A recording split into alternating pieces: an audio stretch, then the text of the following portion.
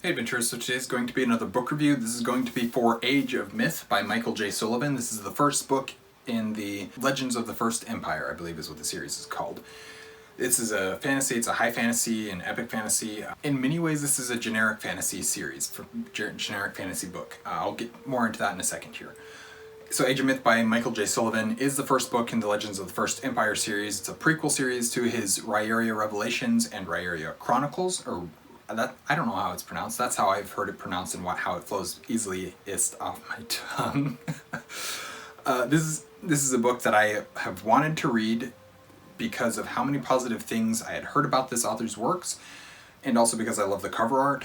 It's a giant, clearly magical tree of some sort with a bunch of tiny people, and that automatically piques my interest. I don't know what this magic tree has to do with anything, or if it's even truly magical, but it's a giant tree and that's enough for me. So I ended up listening to the audiobook for this one because it was available and I didn't have time to physically read the book at the time, even though I do own the physical copy. But that ended up actually working out well for me. I think the narrator, who is Tim Gerard Reynolds, I cannot say his name for some reason. I think he's a really good narrator. And I feel like his voice actually fit this world really well. Before I get into the rest of this review though, I'd just quickly like to say, if you're liking what you're seeing from an Erudite adventure, we'd really appreciate it if you'd like, comment, and subscribe. So as far as the story itself goes, I thought it was a fun story and I enjoyed a lot about it. There's some confusing things for sure, but I ended up just chalking that up to it being a new fantasy series in a world that I was just getting into for the first time, that I don't know the rest of the world. It's just something that it's going to be a learning curve because it's a new world that I haven't experienced before.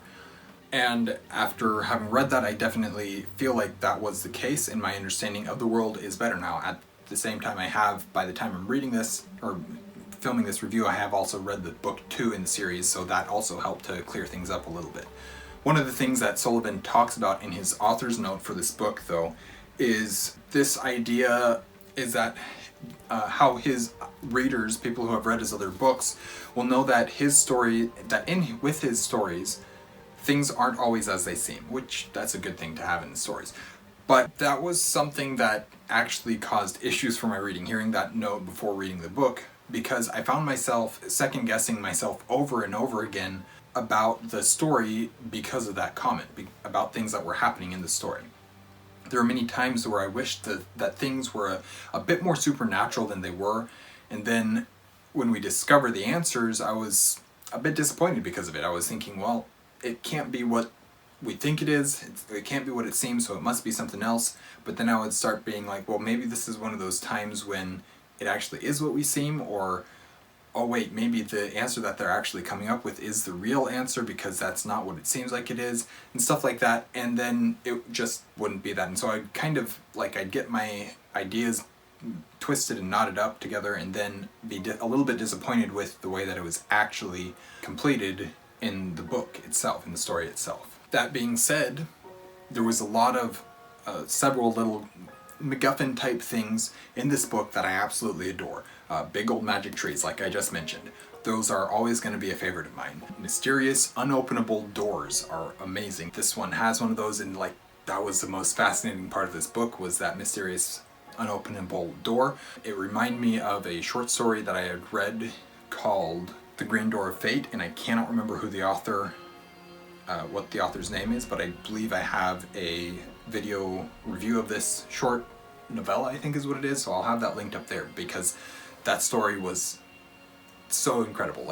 Just gets your imagination going really well, and it's the same thing that happens here. But anyways, continuing on, and I think that those magic doors should be far more common than they are. And then monstrous bears. Always gonna love a monstrous bear. Anytime I see it. There's one in the last Rune Lords book. Great sequence regarding that. But anyways, yes, I like bears.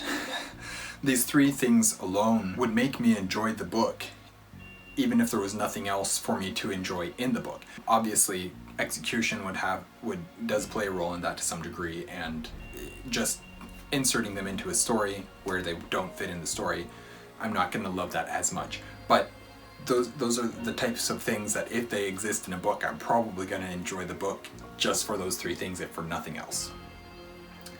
I do like a lot of the world building in this book, but with that comes a few things. This is very much a generic fantasy world, and I don't think that we can fully even realize how much of a generic fantasy world it is until we get into book 2. But looking back on book 1, but I can definitely see that now, see how it was a generic fantasy book from book 1. This book also very, very much feels like a prequel. I recently talked about this idea with my review of New Spring, which is the prequel to the Wheel of Time series. And just this concept of a prequel feeling like a prequel intentionally. And I don't think I even talked, maybe it may have come up a little bit in my review of The Ballad of Songbirds and Snakes. Ballad of Songbirds and Snakes didn't feel like a prequel to me in that same way. It felt like a story first and a prequel second. New Spring and Age of Myth feel like a prequel first and a story second. But without even having read Rhaeria, I don't know, these books it just feels like a prequel. And even if I hadn't known that it was a prequel before I actually went into the series, I think that I'd have figured it out pretty quickly just based off of the book itself. I'd have read this book and been like, this feels like a prequel. I wonder if there's books that take place after this series or something like that. And I think that I would have guessed that just based on the story itself, not based on everything else that I know about the series previously. I don't know. Maybe I wouldn't have, but I don't know. I feel like its prequelness was showing through a little bit. One of the things that I love about it being a prequel, though, is that the world is clearly more prehistoric and a primitive even world. There's so much that doesn't exist yet, and so much that we don't realize doesn't exist until it's created in book 2. But I actually really did enjoy that aspect of things when it wasn't too on the nose about it. But that more primitive world idea does clearly come through, and it's an idea that I have myself been playing with, a prehistoric or like a either pre-flood or just post-flood world type setting where there's basically no technology, no understanding of science at all, and you have to start figuring things out from the beginning. And then, so I don't know if I can tell that story that I have in my mind yet. There is some ideas there in my mind at least, and so it was nice to see those played with in this Legends of the First Empire series. The story of essentially humans versus fae or elves type creatures, a magical, a higher magical race than the humans, essentially. I thought that was a fairly well done story, and the exploration of the similarities and the differences between the two races had some good explorations, I thought. Though I have no doubt that there will be more in future books, as I already know for a fact because I've read book 2. The last thing that I want to note, though, was actually the first thing that I made note of when I started reading this book, and that is that I don't love his writing style, at least in this series, and maybe that's just because it feels so prequel-y to me. But rarely do I make note of a writing style unless it's really, really good or I really don't like it. But this one was just one that the writing style I don't love, and it's not something that's making me want to read more because of the writing style. It's not bad, it's just not for me. And if I didn't like the world, if I didn't like the characters, if the audiobook wasn't available just when it happened to be for book 2, I don't know when or if I would have continued on with the series. I am invested enough in the series that I'll continue on probably at this point.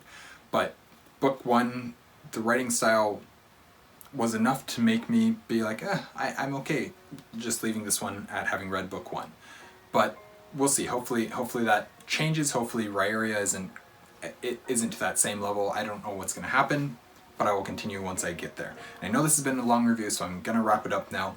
Overall, there's a lot to like in this book. It's not my favorite of all time or anything, probably like a 3.5 or a 4-star, which is actually lowered from my original rating immediately after having read the book. Probably like a 3.5 or a 4-star or something like that. Anyways, that is my review for Age of Myth by Michael J. Sullivan. Thank you guys for watching an Erudite adventure. I think we're back to posting 2 videos a week now. Every Monday and Thursday. We will see you guys again soon. Stay warm.